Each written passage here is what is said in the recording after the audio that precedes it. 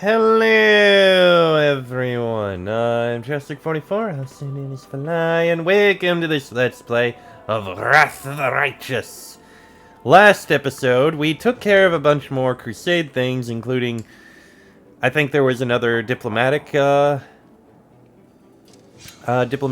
meeting. Anyway, with that done, I think we're gonna head outside and speak with all of these new people who are now in our fortress. Because we have a bunch of people that we have to talk to and see what they have to say to us and talk with us about. Shouldn't be too hard, I think. There we go. Alright, and we have Captain Odan there. Dorgalind is there. Lady Konomi is there. CR is over there. Captain Harmaton is over there. Alright, those are all the people we need to talk with. Let's start with Odan, right over here. Captain Odan gives you a polite nod. What can I do for you, Commander? Captain, what's your role in my army? I'm responsible for drills, organizing exercises, and briefing the officers on the strategies you approve. Furthermore, I have the honor of serving as the chair of your military council. Remind me about the responsibilities of the military council. The military council determines the strategy for our troops, enacts army reforms, approves new equipment standards, and makes decisions on all issues regarding military action on the front lines. You've had encounters with Karamzadeh before, haven't you? Only in the halls of my mind. Back when I was a young lieutenant, dreaming of the title of Crusade Commander, and who among us hasn't dreamed of being in your shoes, Commander, at least for a little while, I knew I would one day meet him on the battlefield. I'm sure there are more powerful demons in the world wound, but in this war where entire enemies fight for victory rather than individual warriors, he is Mendev's greatest enemy. I'd studied countless reports on battles against him. Played out countless of his historic battles in my head, trying to spot his mistakes. I did spot a few, or so I hoped, but I never had the chance to put it to the test. I moved up in rank, knowing that the day when we would come face to face was drawing ever closer. The most important day of my life. I could feel that it was very close. Tell me about your military career. My family has lived in Mendev for generations. Simple but prosperous folk. Even as a child, I was interested in the study of warfare, and I always knew I'd end up joining the ranks of professional soldiers. After serving for 3 years as a cadet in the capital, I went to Lastwall, where I graduated from the Crusader War College with honors. Then I returned to Mendev. For 25 years, I fought many battles as part of various border units. As a result of my service, I was distinguished by command with a promotion to the rank of captain, and a subsequent transfer to headquarters. Captain Odan falters and his expression darkens. He remains silent for a while, then shakes his head and continues. Now that I don't have to do drills, I had the time to focus on studying tactics and strategy. My fellow officers called my desk the archive because it was always covered with manuscripts and military treatises. Alas, I never did become a commander, even though it was my childhood dream. But I was able to become a competent enough officer to be serving directly under your authority. I hope you'll find my knowledge useful. I get the feeling you've had your share of pain on the front lines. Captain Odan presses his lips together. No more than the soldiers from my squad. My last battle was at Villareth Ford's outpost north of Canabres. The demons... they brought flames down upon us. I'd never seen anything like it. Walls of fire spewing out fireballs. 300 soldiers turned into screaming, burning meat. And believe it or not, in the light of that cursed flame, the battlefield was dark as a cave. The smoke was so thick you couldn't see any further away than your own hand. We held that day, but the price was high. I paid mine as well. It took a miracle for the clerics to pull me out of my melted armor, and it took me 4 years before I could remain calm near fire. Any fire, even candlelight. The fact you're able to stay calm right next to this shows that. I thought they'd write me off as psychologically broken, but instead I was promoted. Apparently, in that inferno, we managed to deflect a terrible blow and protect Canabras from the attack of a superior force. Apparently, we were heroes, as unyielding as rock. I didn't know that at the time. We were just fighting. Burning and fighting. I have to go. I'm always at your service, Commander. Poor guy went through hell, clearly. Well, the abyss, but you know what I mean. Alright, next we have Dorgalinda.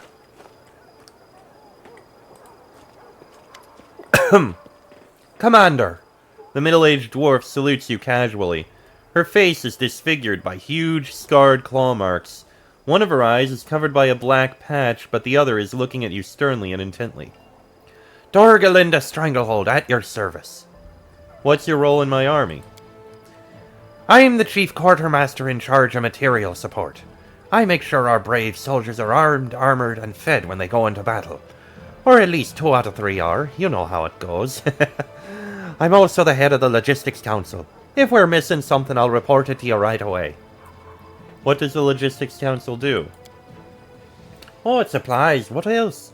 As you lead your troops in those legendary battles, we solve various non-heroic issues, like what our fighters are going to eat tomorrow, how to fix a chainmail shortage, and how to get our hands on a shipment of helmets we've purchased that's stuck somewhere in Ustalav. Those are the headaches we deal with. Sometimes, however, we're faced with something we can't just hash out without you. That's when we have to assemble the council and ask for your decision. But Torag willing, that won't happen too often. We've got your supplies covered, so you'll go ahead and be heroic to your heart's content. What became of the quartermaster who was taking care of the supplies during the march on Drezen? Oh, nothing really. He got a medal for his heroism during the assault on Drezen, and now he's right back where he was, keeping up the good work. It's just that a fortress like Drezen is a little out of his league.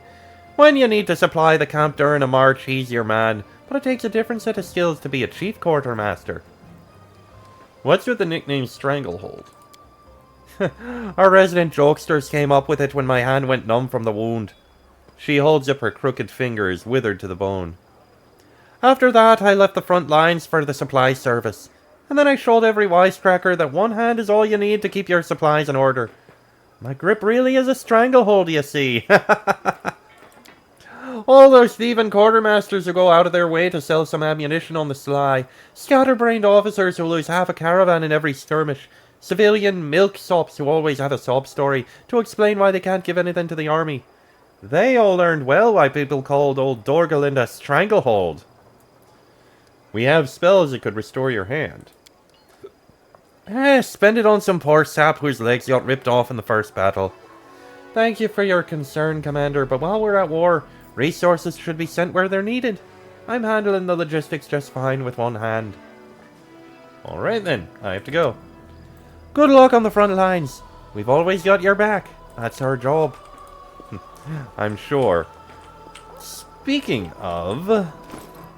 do we have any loot to sell? I think... oh, a shine... yeah, we've got a few things. We also have, another item that we can use for a thing, but okay. I think we're mostly good on this kind of stuff.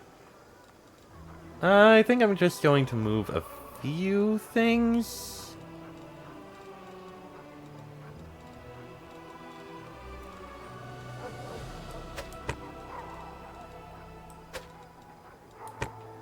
Yeah, I think we're fine. Alright, so just like 2 things to sell. I may as well sell them to Wilser. Which is Masterwork Composite Longbow and a Shiny Dagger. There you go. There's a little more money. Alright. Next, we've got Konomi. Fortunately, it's not that far to run. There you are, Konomi.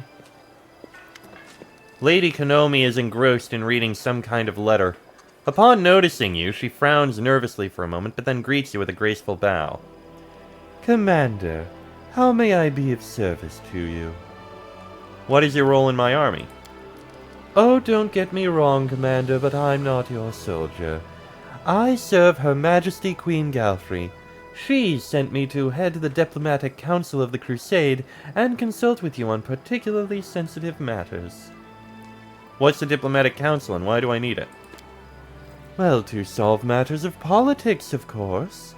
The Crusade is more than just battles and sieges. It is the largest military project in all of Avestan, funded by the treasuries of more than a dozen major powers. And each one of those powers, in addition to seeking victory over the demons, also pursues its own goals. The Diplomatic Council will manage this tangle of political interests and prevent the Crusade from losing the favor of influential benefactors. And, while we're at it, ensure that Nerosian remains satisfied with the state of affairs. After all, for the last 100 years, the entirety of Mendavian politics has revolved around the Crusades in some shape or form. That is why the capital has sent me here, to observe, offer suggestions, and keep the diplomatic situation under control. Tell me more about the Royal Council. What is it? The Royal Council, operating under Her Majesty, is the highest governing body in Mendev, and comprises her most able and trusted servants. It is responsible for day-to-day matters of state. They are the hands and the voice of the Queen. The Council has gathered people from all walks of life. Some of them are nobles, but many more are citizens of humble origins who earned their positions through their wit. Many are rich, but a fair number of them are of more humble means. Some are more pious and pure of heart, like Lord Inquisitor Casori and Captain Jaspar of the Crusader Heralds. Others are more flexible and ambitious, but each of them faithfully serves Mendev's cause. Tell me about yourself. I think we've already read that. What are you reading? Oh, that is a state secret, but for you I can offer a hint. Every single day I receive dozens of classified diplomatic missives from all countries supporting the Crusade. I have a question regarding diplomacy. I am happy to oblige. I'm always willing to talk about my craft. What is the current situation in Mendev? Things aren't terrible. For a nation that has been at war with a demonic invasion force for a century, the people are weary of taxes, the army continues to pay tributes in blood, and many noble families are dying out, which breeds inheritance disputes. However, the crown stands strong, and its authority remains high. The nobles are ready to follow Her Majesty's orders, and the Royal Council, comprising the closest and most trusted servants of the Queen, governs the nation sensibly and astutely. Why are you so fascinated by politics? Is this something all Kitsune share? Oh, not at all. We Kitsune are predators, and our hunting spirit is strong. But unfortunately, chasing rabbits in the fields is rather boring, vulgar, and unfashionable. Politics is a hunt of a much more dignified sort, refined and captivating. Whenever I pick up the quill to write a letter of protest, oh, I feel like I'm ready to go for my praised throat. Ah, so invigorating. I mean, I won't exactly be chasing after rabbits in the fields either. But I guess some could argue that as Crusader Commander, I'd basically be the one chasing after all the demons, so that's a different kind of prey, but I'm not into it for that. I'm not comfortable with the Royal Council imposing its will on me. Oh, please don't paint the situation in such a bleak light, Commander. The Royal Council does not seek to hinder you, it merely suggests the most sensible course of action. The members of the Royal Council have been serving Her Majesty for many years, and have proven their wisdom. While your attention is focused on the war, they think about Mendev's future. Listen to their words, and there will be peace between you. You don't look like a soldier, and you're different from my other advisors. You're right, I'm not a soldier. Warfare has always been too bloody for my tastes. I prefer the intricate tapestries of politics. Proposals with double and triple agendas, clashes of ideologies, and long-term strategizing. But they say that war is merely a continuation of politics, which is why my duties have brought me to your headquarters. It's a little debatable. Kitsune are a rare sight in Mendev. And across all of Avestan. What can I say? I find it more interesting here than back home. Besides, I suspect these lands still have more Kitsune diplomats than Kitsune commanders. You are not the first to have taken an interest in my race. Your companion Nenio has already interrogated me. A most amusing individual. Truly, we Kitsune are incapable of normalcy. We find our passion and surrender to it entirely, mind and soul. Although, in Nenio's case, I fear that the mind was lost along with common sense. I can't blame you, Konomi. But hey, 3 Kitsune living in the Citadel. Sounds fine to me.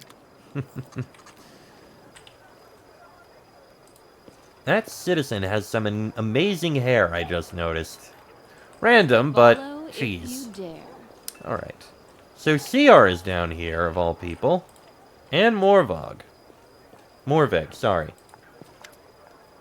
A dark-eyed young man who looks like a typical Kelid greets you politely. He casts a deferential look at CR, his mentor standing next to him. A simple straw figure in the shape of a wolf hangs from the boy's neck. How can I help you, Commander? Who are you? My name is Morveg. My family used to live here in Sarkoris. The world wound forced us to flee, made us homeless. Most of our clan died of starvation and disease. We've been wandering the river kingdoms, begging, losing people. But we've never forgotten who we were and where we came from. When I heard another crusade had been declared, I came here to fight the demons and claim vengeance for the homeland of my ancestors. What do you think of CR? The boy looks at the old man standing next to him with sincere gratitude. He's got a big heart. He picked me up, gave me food and clothes, took me on as an apprentice, although I was no one to him. You know, us vagabonds don't often come across generosity like that. CR is kind to me, but my master's nature is too soft. He doesn't understand that it's impossible to keep your soul pure when you fight demons. We Kelids of Sarkoris have learned this bitter truth. We know that any means are justified for fighting demons. But CR can't see that we're right. We've paid for the privilege of hindsight with a sea of blood and the loss of our homeland. I have to go. And CR. Old CR gives you a friendly smile. Can the ever-bright Crusaders be of service to you, Commander? The Crusader turns to the young lad standing next to him and wags his finger at him with ostentatious strictness. Morveg, keep it to yourself. If you keep interrupting your elders, you'll be mucking out the stables for a week. Let me ask you some questions about yourself. About me, Siar Kolobin, or me, the glorious ever-bright Crusader and the leader of my order? A young man standing next to CR casts a look at his fuzzy gray hair and mumbles, Leader of the Order, also known as Sir Dandelion. The old man turns to the lad and reprimands him loudly but kindly. Morveg, you insolent Kelid whelp, show some respect for your mentor's age. Or do you think you'll never grow old yourself? I want to know about your past. The old man scratches his thinning, fuzzy hair. About my life before the Order? Oh, it was so long ago. As a boy, I decided there was too much evil in the world. Someone had to do something about it, try to fix it. I decided to become a priest. But then I saw the ever-bright Crusaders, so proud, so pure. And then someone next to me said, what arrogant snobs. And he was right. We ever-bright Crusaders actually are a little arrogant. So I thought maybe these invincible snobs could use the help and companionship of such a simple and warm-hearted lad like myself. Who knew that years later I would become their leader? Tell me about your order. The ever-bright Crusaders are not the oldest order, but our traditions are solid. For us, fighting the world wound is not a war, it's our service. We dedicate our lives to it and also our souls. We have high standards and live under many restrictions. We have no families, drink no liquor, play no games of chance, accumulate no wealth, and own no lands, even if we were entitled to them by birth. We reject everything that distracts us, that draws us to a peaceful life. For our hearts are always turned to war. But war is a grim, ugly thing that makes wicked everyone who takes part in it. And we keep our hearts pure so that we are not left sickened by war, so that our light does not fade, because darkness can only be overcome by light. Who's the lad that keeps following you around? CR smiles warmly with deep-seated pride. This is Morveg. He is a Kellid from these parts. When the world wound opened, his family was forced to flee. Oh, what a life they had. Poor, always hungry, cast aside by the world. When they didn't have any bread, they fed on rage and vengeance. We caught this boy on the road. He was walking north to Drezen to kill demons. Dirty, gaunt. Just looking at him made you want to weep. We picked him up and trained him. He is hot-headed and lacks discipline, but he's also smart and brave. When I look at him, I see the future of the Everbright Crusaders. No more questions. And I have to go. Alright, I think there's just one more person we have to talk to. Captain Harmattan. Way down here by the barracks. It is a little bit of a run, but we can get there.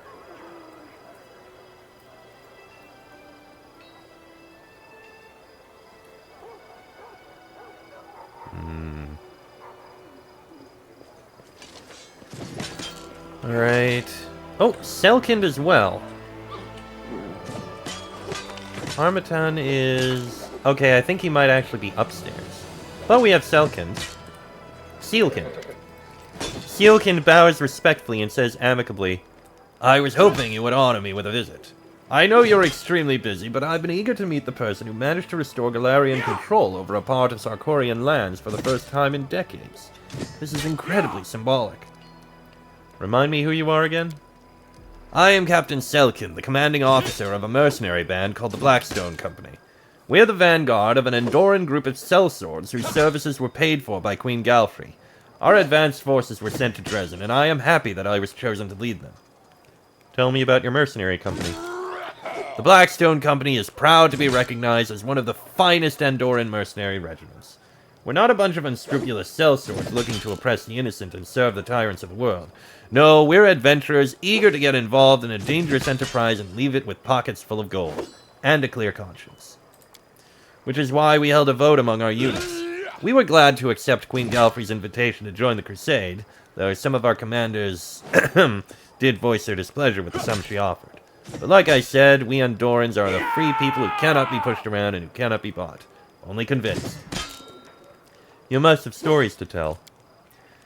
Let's put it this way. If I father any children, I'll have something to tell them. I wasn't even 20 when I joined the Blackstone Company. I've seen my share of scuffles, but my goal in every conflict remains the same, to defend the common folk. Not all sellswords treat civilians well, you know, but my soldiers have never disgraced themselves with dishonorable conduct. Once I even joined an expedition that reached the crown of the world.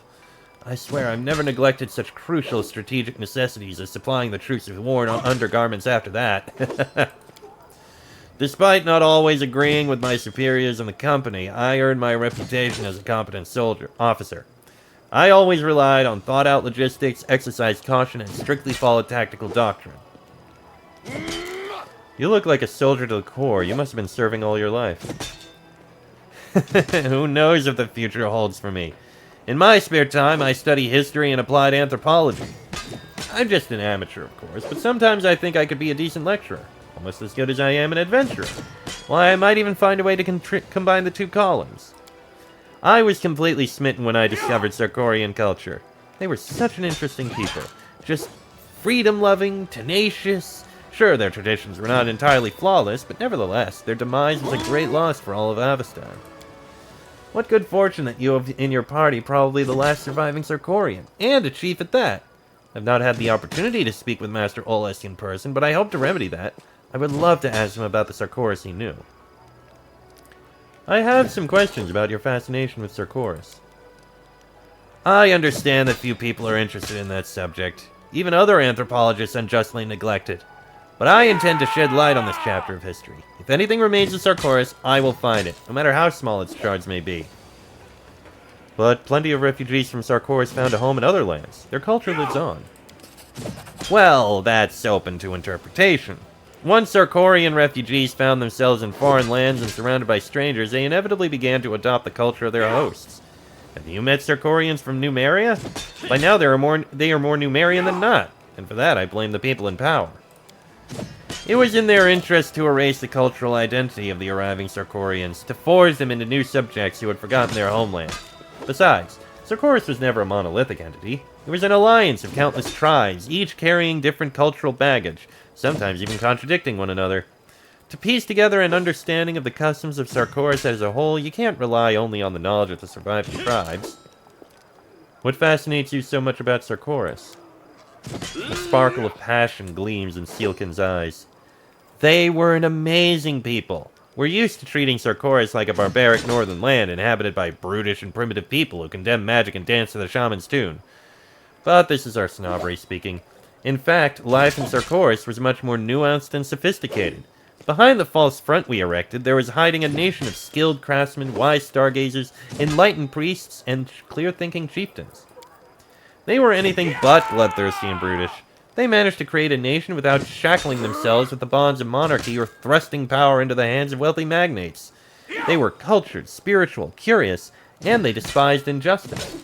Sure, they had their flaws, but are there many nations in the world where power genuinely belongs to the people? Over the last few years, I've seen acts of horror even in Andorra and not to mention in other countries.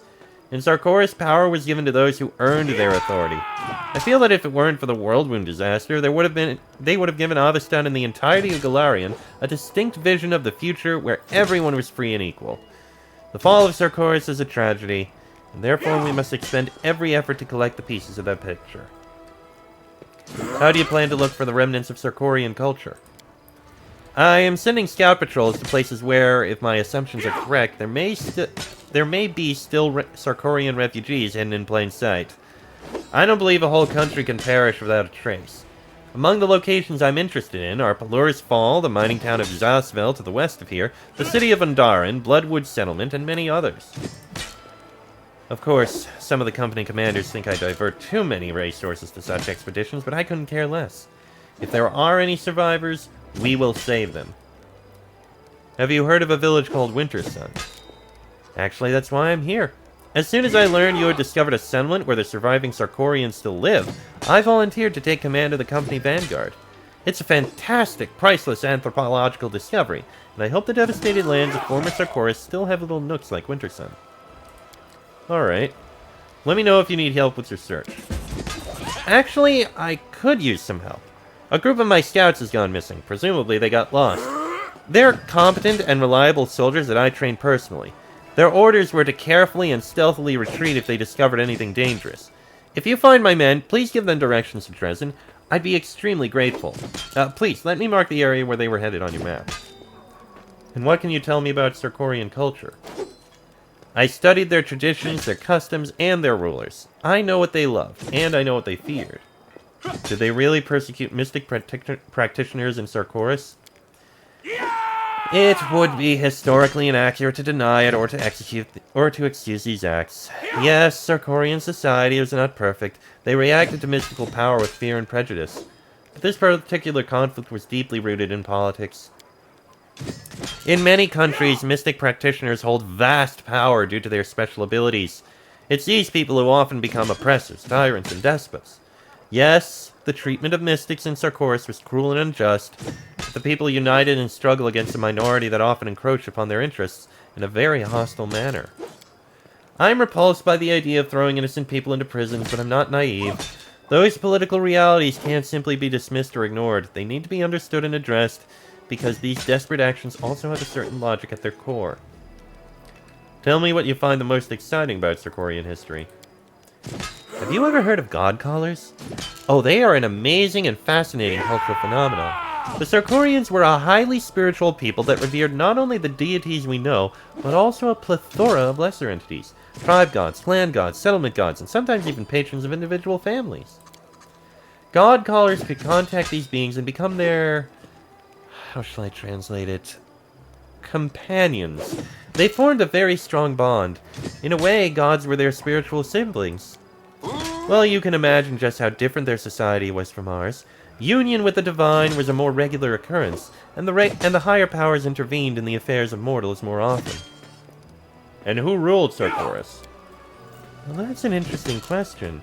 Many people compare Sarkoris to modern kingdoms, since they did have chieftains endowed with absolute power. Still, the nation did not have a single leader. The Council of Chiefs made their decisions together. In some places, the post of chieftain was hereditary, but as far as I know, not everywhere. Besides, their politics were influenced by god-callers and priests who relayed their wishes and expectations of higher powers to common folk, so chieftains could not ignore them. I would compare Sarkoris to modern Andoran rather than Mendez. It was a true nation, a people firmly aware of their unity and shared purpose.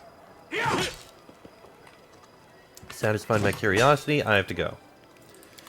Alright, and this episode will go a few minutes longer, but there's one person left we have to talk to. I think they're probably up here.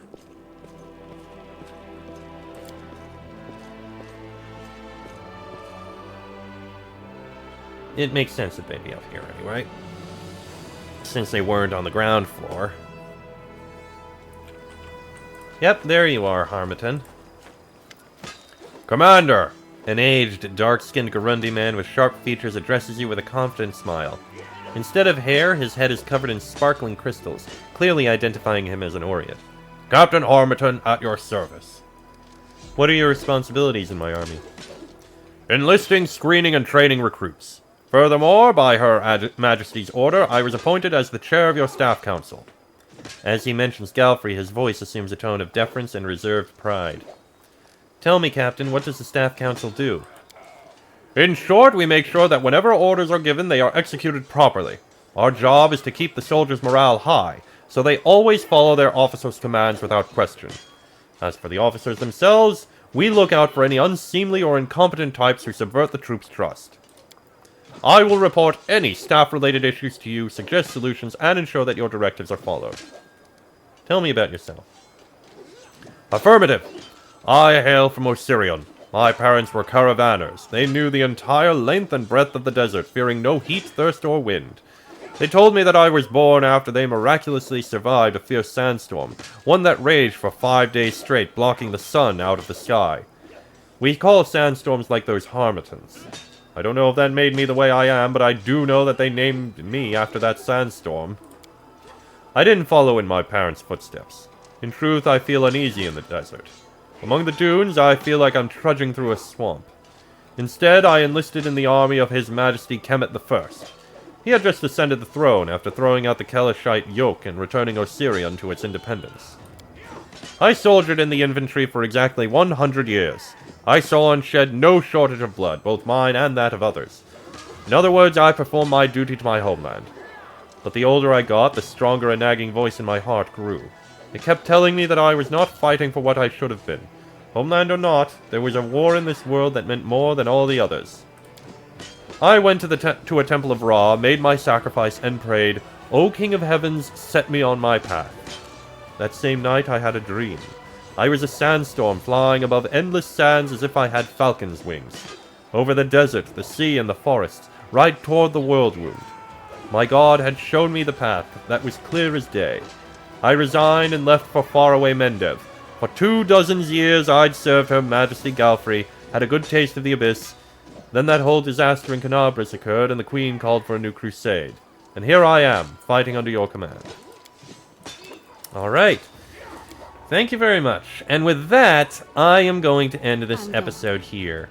Next episode...